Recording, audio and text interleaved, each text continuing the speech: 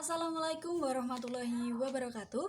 Kami dari kelompok 6 yang beranggotakan saya sendiri Putri dan Honita akan memaparkan materi mengenai alur dan mekanisme rencana kerja sekolah atau madrasah. Untuk materi yang pertama dan yang kedua disampaikan oleh Mbak Honita. Silakan. Nah, selanjutnya ada pengertian rencana kerja sekolah atau madrasah, yang dimana rencana kerja yang disusun oleh madrasah atau sekolah dan komunitas sekolah itu membutuhkan aspirasi dari masyarakat dan kebutuhan madrasah. Nah, di mana itu nanti menjadi dasar utama dalam penyusunan rencana kerja sekolah atau madrasah. Nah, dengan demikian semua pihak yang berkepentingan di sekolah itu akan mengetahui apa yang dibutuhkan dan strategi apa yang perlu dilakukan oleh madrasah yang akan mendatang. Selanjutnya ada tujuan dari rencana kerja sekolah atau madrasah. Itu ada 6, tapi saya sebutkan cuma 2. Yang pertama adalah menjamin tingkat kepastian yang tinggi dan meminimalisir risiko yang terjadi. Jadi kita harus menyusun yang pasti karena itu nanti agar minimalisir adanya risiko yang terjadi atau mengurangi risiko. Terus yang kedua ada mendukung koordinasi antar pelaku madrasah atau sekolah. Nah, kita juga harus memotivasi atau mendukung koordinasi yang ada di sekolah antar pelaku, antar guru dan tenaga sekolah. Terus selanjutnya ada manfaat dari rencana kerja sekolah atau madrasah. Yang pertama yaitu pedoman kerja, yang dimana dalam pengembangan sekolah madrasah itu harus mempunyai pedoman kerja atau kerangka acuan. Nah, yang kedua ada sarana untuk melakukan monitoring dan evaluasi pelaksanaan pengembangan sekolah madrasah. Nah, di sekolah juga harus mempunyai sarana atau alat untuk memonitoring dan untuk mengevaluasi adanya pengembangan sekolah atau madrasah. Yang ketiga ada bahan acuan untuk mengajukan sumber daya pendidikan yang diperlukan. Nah, jadi kita harus mempunyai bahan acuan yang akan kita gunakan nantinya. Terus selanjutnya yang B ada landasan hukum penyusunan rencana kerja atau sekolah. Nah, di sini ada beberapa landasan hukum dari penyusunan RKS ini. Yang pertama terdapat di UU nomor 20 tahun 2003 tentang Sistem Pendidikan Nasional pasal 4, yaitu pengelolaan dana pendidikan berdasar pada prinsip keadilan, efisiensi, transparansi, dan akuntabilitas publik. Nah, yang kedua itu ada Undang-Undang nomor 25 tahun 2004 tentang Sistem Perencanaan Pengembangan Nasional. Yang ketiga ada di PP nomor 19 tahun 2005 tentang Standar Nasional Pendidikan pasal 53, yaitu setiap satuan pendidikan dikelola atas dasar rencana kerja tahunan yang merupakan penjabaran dari rinci dari rencana kerja jangka menengah satuan pendidikan yang meliputi masa 4 tahun.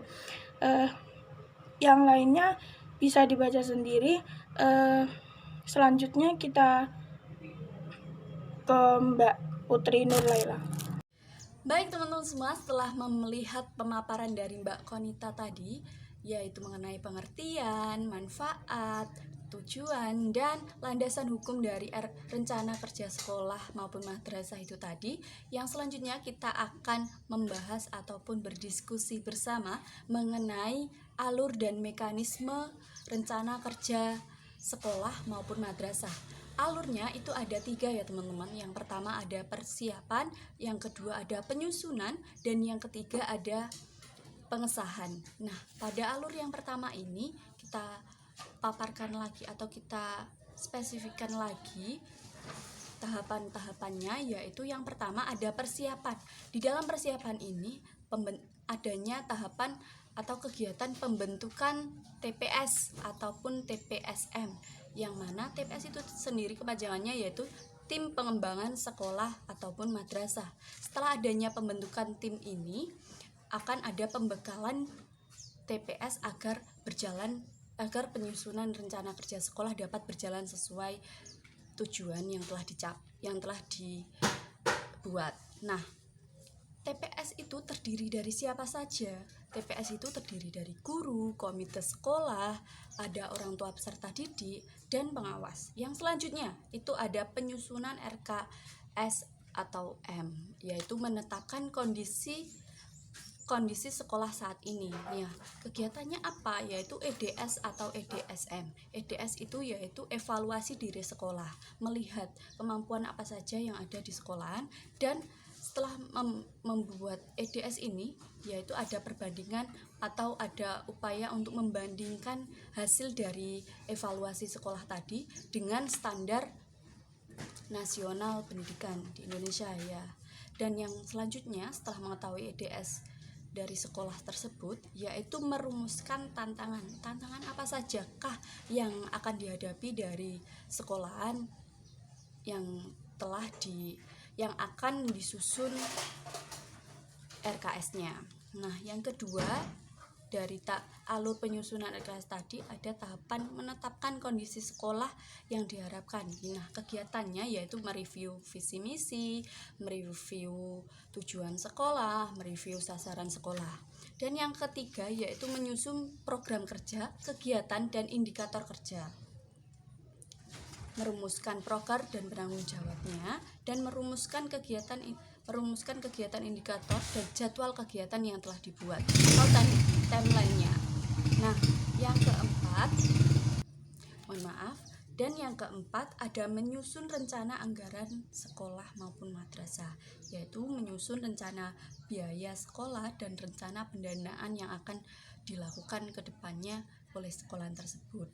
Dan yang terakhir itu ada penyusunan RKT, rencana kerja tahunan sekolah, dan rencana kegiatan anggaran. Setelah melakukan rencana kerja itu ada rencana kegiatan dan anggaran. Adapun dana-dana yang akan dikeluarkan itu dimasukkan dalam rencana kegiatan dan anggaran. Dan yang terakhir ada tahapan pengesahan. Pengesahan ini merupakan tahapan atau alur pengesahan ini disetujui atau disahkan jika pada sekolah negeri itu disahkan oleh Dinas Pendidikan maupun Kemenak. Sedangkan jika sekolahannya itu swasta, maka disahkan oleh yayasan. Nah, disetujui oleh siapakah RKS ini? Disetujui oleh guru, komite, maupun tim pengembangan sekolah tersebut. Nah, itu tadi pemaparan materi mengenai rencana kerja sekolah, alur dan mekanisme dari rencana kerja sekolah. Jika ada salah maupun kata, mohon maaf, dan jika ada pertanyaan bisa list di kolom komentar WA grup. Terima kasih teman semua, kami dari kelompok 6 izin undur diri. Wallahumma fiqillah wa min thoriq. Assalamualaikum warahmatullahi wabarakatuh. Bye bye.